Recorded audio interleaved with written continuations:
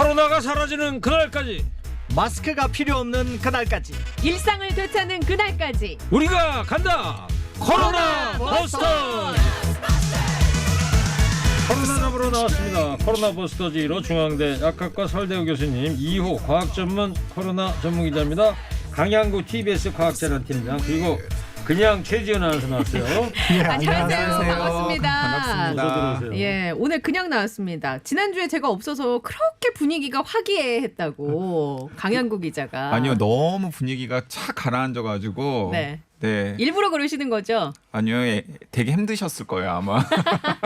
아, 감사합니다. 가슴 한 군데가 비어 있는 것 같아요. 그래요? 어디 오늘 가슴 한 군데를 제가 메워드리도록 예, 하겠습니다. 자, 시작하시죠. 땜빵을.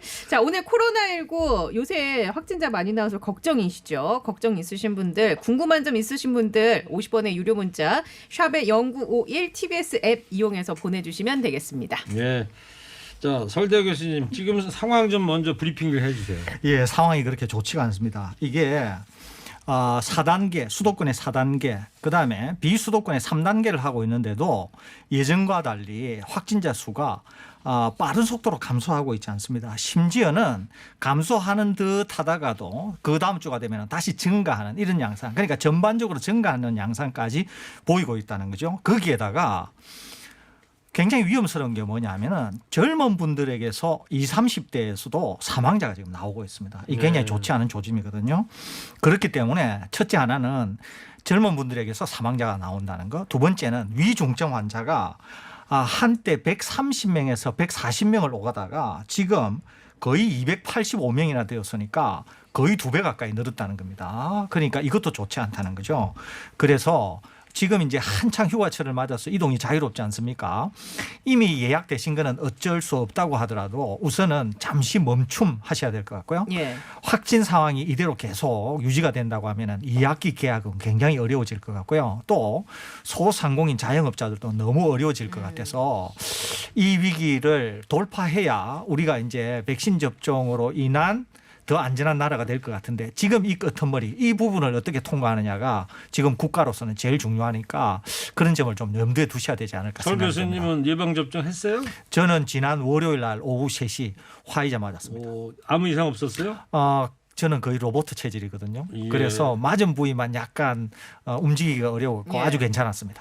휴가지에 가서도 개인 방역 수칙은 꼭 지켜야 되겠죠. 그렇습니다. 마스크 절대 벗으면 안 되고. 지금 제일 중요한 것은 마스크입니다. 예. 그렇기 때문에 델타 변이 이런 거 자꾸 얘기하는 사람들이 있는데 마스크를 착용한다고 하는 거는 바이러스가 그 마스크를 뚫고 들어오지 못합니다. 그러니까 델타든 무슨 뭐 델타 수퍼든 뭐 전혀 상관없으니까 마스크 착용 열심히 예. 철저히 하시라는 말씀 드립니다. 그럼에도 불구하고 이 확산세가 아직 정점을 찍은 게 아니다라고 얘기하는 사람들이 있거든요. 어떻게 보십니까? 사실 정점은 먼저는 아무도 알 수 없습니다. 미래 얘기니까. 네, 지나고 난 다음에서야 이제 알 수 있는 게 정점이잖아요. 정점을 미리 알 수 있으면 여기 있는 분들 다 부자 됐겠죠. 네, 주식 투자의 정점을 미리 알고서 네, 정점 가기 전에 정점 때 딱 팔 테니까. 네, 우문의 그러니까, 현답이네요. 네, 그러니까 정점이라는 건 알 수가 없는데요. 그런데 이제 이번 여름 유행 4차 유행의 또렷한 특징이 있어요. 그러니까 이제 과거에는 전문가들이 항상 비관적으로 생각했지만은 전문가들 예상보다 확산세가 더 빨리 잡히는 패턴이었거든요. 근데 지금은 전문가들은 이 정도 하면은 좀 그래도 잡히는 신호가 나와야 되지 않나 하는데도 그런 신호가 나오지 않고 있는 게 이번 유행의 특징이에요. 그걸 가르는 가장 중요한 것은 무엇이냐면 이제 어제 방역 당국이 발표를 했는데 지난 겨울 유행 때 이동량은 한 30% 정도가 줄었는데 이번에 이동량은 10%도 채 못 미친다라고 이야기를 하고 있거든요. 그러니까 그만큼 시민들이 생각했던 것만큼 이동량이나 접촉량을 줄이는데 동참을 하고 계시지 않다라는 거예요. 여러 가지 이유가 있겠죠. 예. 뭐 오랜 피로감 그리고 뭐 휴가 기간 등등의 위험이 있을 텐데 그렇기 때문에 지금 수도권에서는 가장 최고 단계인 4단계를 3주째 하고 있고 이제 비수도권에서도 이번 주부터 3단계가 들어갔는데도 불구하고 유행이 잡히는 듯한 또렷한 모습이 보이지 않는 것이 그 이유 때문에 수도권 4단계가 언제까지죠? 8월 8일. 8월 8일까지입니다. 8월 예. 8일까지. 네. 예.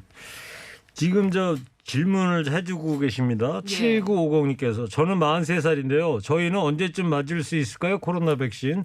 40대 접종 계획 좀 알려주세요. 네, 40대 접종 계획은 내일 정확하게 발표가 됩니다. 그런데 지금 이제 미리 나와 있는 일정표에 따르면은 8월 중에 신청을 받아서 빠르면 8월 말부터 9월 중순 사이에 40대가 접종이 예정되어 있는데요. 네. 이제 한 가지 변수는 뭐냐면 20대, 30대, 40대를 묶어가지고 한 번에 예약을 받아서 선착순으로 진행을 할지 아니면 50대까지 해왔던 것처럼 연령이 높은 장유유서 순서대로 차근차근 내려갈지는 내일 계획이 나와봐야 정확하게 알 수 있을 것 같습니다. 40대는 예방 접종 백신이 뭔지 그것도 결정은 안 된 거고요. 화이자나 모더나가 될 가능성이 굉장히 높습니다. 예. 그리고 1673번님 백신을 맞은 사람을 통해서 다른 사람이 감염이 될 수도 있는 건가요? 감염이 될 수는 있는데요. 감염 가능성은 아주 낮습니다. 그러니까 이제 백신을 1회 접종을 했거나 또는 2회 접종을 하고 나서 2회 접종을 온전히 했을 경우 이제 돌파 감염이 생길 수 있는 거죠. 그러니까 돌파 감염이 되었든 아니든 상관없이 백신을 일단 접종을 하게 되어서 바이러스에 감염이 되면 첫째 몸에서 바이러스가 많이 안 만들어집니다. 바이러스가 상당한 데미지를 많이 입죠. 그다음에 바이러스가 만들어진다고 하더라도 이미 손상을 받은 바이러스가 많이 만들어져서 남을 감염시키기가 용이하지 않아요. 또 양이 충분하지 않기 때문에 감염이 되는 사람 입장으로서는 많은 바이러스에 노출돼야 감염이 쉽게 되거든요. 그렇기 때문에 감염성이 전혀 없다 이렇게 볼 수는 없지만은 그럼에도 불구하고 백신을 맞은 사람은 첫째 감염이 된다고 하더라도 위중증으로 빠지는 비율이 굉장히 낮고요. 두 번째는 남을 감염시키는 감염력도 매우 떨어진다. 얼마나 떨어지나 하는 것은 아직까지 충분한 데이터가 없어서 말씀드리기는 어려운데 일반적으로 반 또는 3분의 1 이하로 줄어든다 이렇게 얘기를 하는데 제 네. 생각으로는 그것보다도 더 줄어들지 않겠나 이렇게 그러면 생각됩니다. 저 같은 경우 제가 질문을 드린다면 6월 11일 날 아스트라제네카 1차 했단 말이에요. 그렇습니다. 8월 28일 날 2차 예정이 돼 있는데 저 같은 경우에는 뭡니까? 어느 정도 접종률이랄까? 어느 정도 면역력이 생긴 거죠. 면역력이 예. 생겼습니다. 그러니까 이제 면역력이 생겼는데 우리 이제 최 앵커께서 만일에 감염이 되신다고 하더라도 예. 감염이 될 수는 있거든요. 예. 그러는데도 남을 감염시키기에는 상당히 낮다는 거죠. 예. 그러니까 감염이 되더라도 위중증으로 이어질 가능성도 거의 없고 다른 사람을 감염시킬 가능성도 거의 없는 거죠. 캐나다에서 연구 결과를 보면은 아스트라제네카 한 번만 접종하신 분들도 상당한 보호 효과와 상당한 중증 예방 효과가 있다라는 게 데이터로 드러났거든요. 예. 그러니까 사실은 얀센 한 번 맞은 것과 거의 비슷한 효과라고 생각하시면 됩니다. 그래요. 가만있어. 우리 4명 중에 최 장군만 저도 예방 맞았어요. 했어요? 얀센 얀센. 맞았어요. 예. 오. 예, 화이자, 얀센. 여기 4명은 아스트라제네카. 다 그러면 백신을 1차든 맞았죠. 2차든 다 그럼 했는데 우리 강 기자님은 두 다 분을 다 완료. 맞으시고요. 저는 완료. 특히 이제 완료하셨는데 우리 강 기자님은 교차 교차 접종을 하셨기 때문에 면역력으로 봐서는 아마 여기서 제일 세지 않을까. 갑오브갑 여기서. 심지어 그리고 오늘자로 2주도 지났어요. 그럼 그래서 이제 저는 이제 완전히 접종 완료자입니다. 그렇구나. 그래요. 예. 또 2584님. 모더나와 화이자를 좀 비교해서 설명해 주세요, 설 교수님.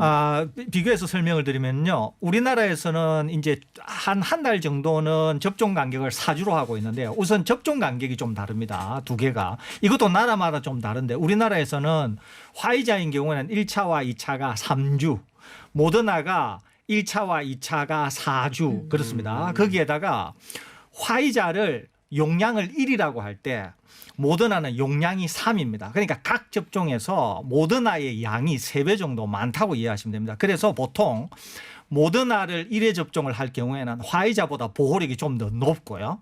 또 사람에 따라서 다소 다르기는 하지만은 면역이 생길 때 몸에서 반응하는 것도 모더나가 좀 더 세게 반응을 합니다. 이런 차이가 있다는 점 이해하십시오. 예.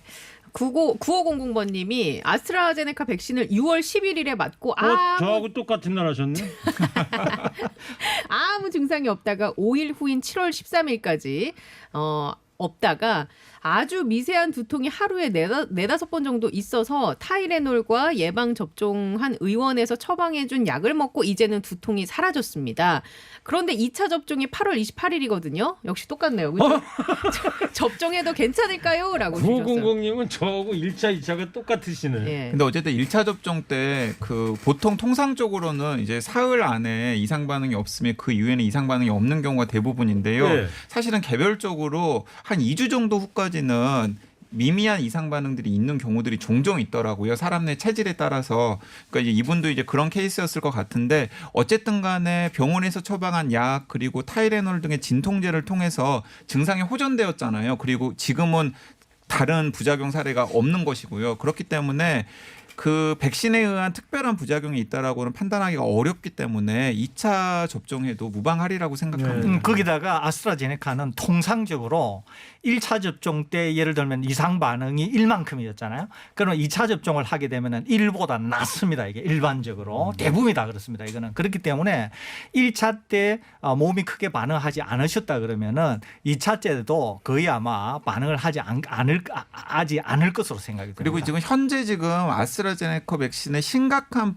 부작용으로 이야기되는 것들은 대부분 다 1차 반응 때부터 무엇인가 징후가 나타나야 되거든요. 근데 이분 같은 경우는 그런 케이스는 아니라고 판단이 되기 때문에 크게 걱정 안 하시고 2차 접종해도 될 것 같습니다. 예. 그리고 지금 1732번님께서 질문을 주셨는데 교수님 유증상으로 확진이 돼서 병원에서 치료를 받았는데 그 이후에도 백신 맞아야 되나요? 맞는 것을 권해드립니다. 이것은 미 FDA 또 영국 유럽 쪽의 EMA 우리나라도 마찬가지인데요. 기본적으로 전 세계가 가지고 있는 접종에 대한 가이드라인은 뭐냐면은 감염이 되고 나서도 백신 접종을 권고한다. 이게 기본적인 가이드라인입니다. 왜 그러냐면은 자연 상태에서 감염이 되고 회복이 되더라도 그래서 면역을 일부 획득하기는 하더라도 백신 접종을 통한 면역이 훨씬 큽니다. 이게.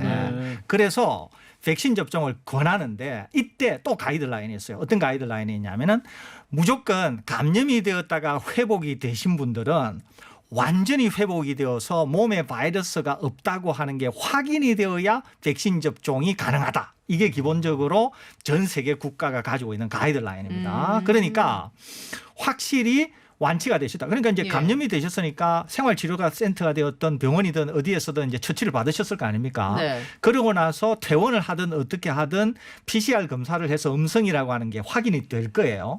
그러면은 이제 비로소 접종이 가능합니다. 근데 만약 회복 안 되는데 맞으면 어떻게 돼요? 그렇게 하면은 위험할 수 있어요. 또 하나는 백신 접종을 하고 나서는 언제나 면밀한 관찰이 필요하거든요. 그러는데 몸에 바이러스가 있는 경우에 백신을 접종하게 되면은 백신 접종에 의해서 생기는 이상 반응과 바이러스가 감염된 바이러스가 만드는 이상 반응 사이에 이게 헷갈려 가지고 실제로 여러 가지 문제를 일으킬 수가 있어요. 그렇구나. 그렇기 때문에 반드시 그래서 백신 접종을 할 때 그날의 컨디션이 조금이라도 안 좋다. 어떤 이유 때문에 열이 난다, 피곤하다 이러면 백신 접종을 하지 말라 그러잖아요. 알겠습니다. 그거는 왜 그러냐면은 백신 접종했을 때 면밀히 관찰하는 것을 방해하기 때문에 그렇거든요. 그런 점을 이해하시면 되겠습니다. 그래서 항상 질문들 많이 해주시는 게 오늘도 이런 질문 해주셨는데 백신 접종 며칠 전부터 금지해야 되나요? 30일 전부터요. 30일 전부터 금지하시면 됩니다. 이게 매주 나오는 질문이에요. 매주 이게 나오는 단골이에요. 질문. 진짜 이 네. 질문 매주 해주시는데 제가 드릴 수 있는 말씀 한 달 전부터 금지해 주시기 바랍니다. 한 달 후도 금주. 아예 끊으라고. 왜냐 아내의 입장으로 말씀을 드립니다. 한 달 전까지는 예. 아니고 한 며칠 3일, 전부터 3일 조심해야 정도? 되겠죠. 예, 그렇습니다. 이제 백신 접종을 하기 전에는 기본적으로 몸에 알코올 성분이 남아 있으면 안 됩니다. 네. 그러면 위험을 초래할 수 있고요.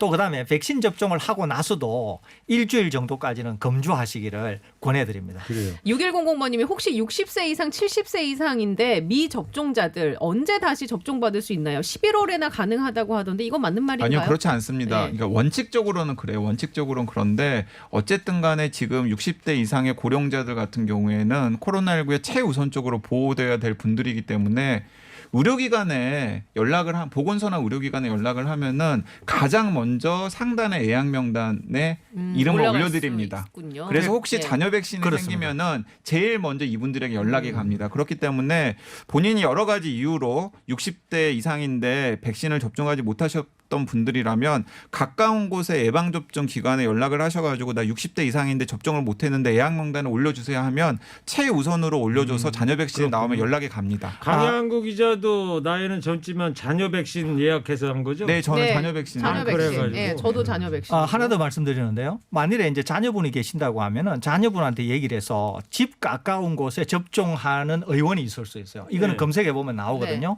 거기에다가 전화를 해서 우리 부모님이 60, 70인데 나이 연세가 이렇게 되는데 백신 접종 때 이런 이유로 접종을 못했다. 예약을 못해서. 그래서 그렇습니다. 그래서 예약을 해놓으면 자녀 백신이 나올 때 가장 우선순위로 접종을 해드리거든요. 네네네. 그렇기 때문에 자녀분의 도움을 받으시면 된다는 말씀도 드립니다. 자녀 백신 나왔을 때 일단 고령자 순으로 끊는다 그렇습니다. 이거예요? 그렇습니다. 그리고 저 질문이 하나 또 왔는데 제가요 교수님 갱년기 때문에 가슴에 열이 많아요. 이 백신 접종 어떻게 해야 되나요? 괜찮을까? 이게 여성분이시죠? 여성인지 남성인지 아직 모르겠어요. 근데 뭐 비슷하지 않습니까? 이제 만일에 네. 명확한 갱년기 증상이다. 그러면 네. 이제 뭐 가슴이 뛸 수도 있고 네. 열감도 느끼고 뭐 이러잖아요. 명확히 갱년기 증상이다. 평소에 갱년기 증상이 쭉 있었다. 이러면은 백신을 접종하는데 아무런 이상이 없습니다. 예. 그러는데 만일에 본인은 갱년기 증상이라고 생각하는데 이게 갱년기 증상이 아니고 어떤 우리가 모르는 기저질환의 증상으로 갱년기 증상처럼 드러날 수도 있는 거잖아요. 예, 예. 이것은 확실한 판별이 필요하거든요. 그러니까 꼭 아셔야 되는 것은 명백히 갱년기 증상이라고 하면은 백신을 접종하는데 아무 문제가 없고요. 네. 그러지 않은 헷갈리고 있는 갱년기 증상이 아닌 어떤 것일 경우에는 예. 일단 그 문제가 해결이 된 상태라야 백신 접종이 가능하다는 말씀드립니다. 아주 알겠습니다. 뭐 다양한 질문들 해결을 해드렸습니다. 네, 예. 코로나 버스터즈 여기까지 하고요. 자, 잠시 후부터는 청취자 여러분을 위한 코로나 힐링 콘서트 하겠습니다. 7월 마지막 주 목요일입니다. 월간 김용진 하는 날입니다. 피아니스트 김용진 씨, 클라리넷 연주자 김주연 씨와 함께 돌아오겠습니다.